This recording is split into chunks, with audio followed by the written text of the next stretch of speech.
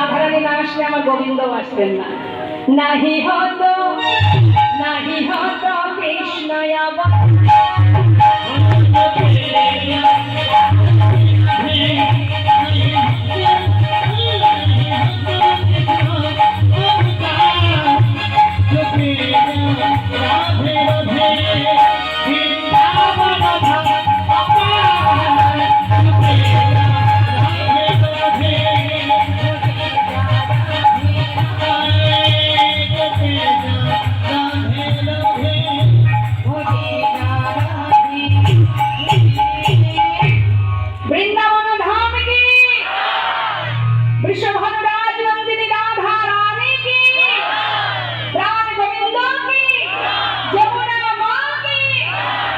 কৃষ্ণ রাধে রাধে। শ্রীধাম বৃন্দাবন ভগবান কৃষ্ণচন্দ্র তিনি যে যজ্ঞ করেছেন বাবা, আমাদের একটু জানতে হবে, কিছু কথা একটু মন দিয়ে শুনতে হবে। ছোট ছোট করে বলবো, অনেক ঘটনা সব তো আর বলা সম্ভব নয়, ছোট ছোট করে একটু একটু করে আমরা সব শুনবো। ভগবান কৃষ্ণচন্দ্র তিনি যজ্ঞ করেছিলেন কোথায়? প্রভাসের তীরে। প্রভাস যজ্ঞ, প্রভাসের তীরে মিলন হয়েছিল। তা প্রভাসের তীরে তিনি যজ্ঞ করলেন কেন? তিনি তো দ্বারকায় ছিলেন, দ্বারকায় করতে পারতেন, তিনি প্রভাস নদীর তীরে করলেন কেন? এটা আমাদের একটু জানতে হবে।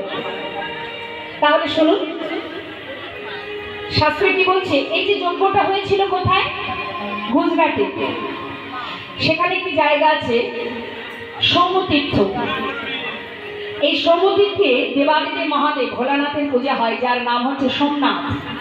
সোমনাথের নাম অনুসারে সেই জায়গাটির নাম হচ্ছে সৌমতীর্থ। এখন এই সৌমতীর্থে একটি নদী আছে, যে নদীটির নাম হলো প্রভাস। তা মা প্রভাস নদী হলো কি করে? প্রভাস নামটা কে দিয়েছিল? না চন্দ্রদেব, যার ছিল 27 জন সহধর্মীর স্ত্রী।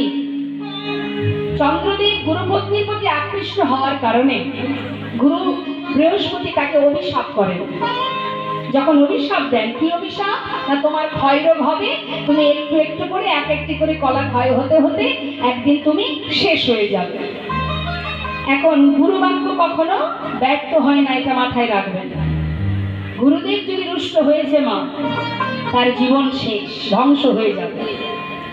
এখন গুরুদেবের অভিশাপ, একটার পর একটা এক একটা করে কলা ক্ষয় হতে হতে শেষ হতে চলেছে।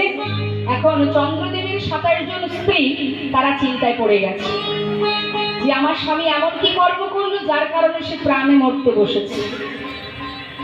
তাহলে স্বামী যদি চলে যায় আমরা কি নিয়ে বাঁচব? তারা সবাই মিলে ছুটতে ছুটতে যাচ্ছে কোথায়? কৈলাসে, মহাদেবের কাছে। এখন মা পার্বতী, এই যে 27 জন রমণী, মা পার্বতী হচ্ছে এই 27 জন রমণীর সম্পর্কে দিদি হবে।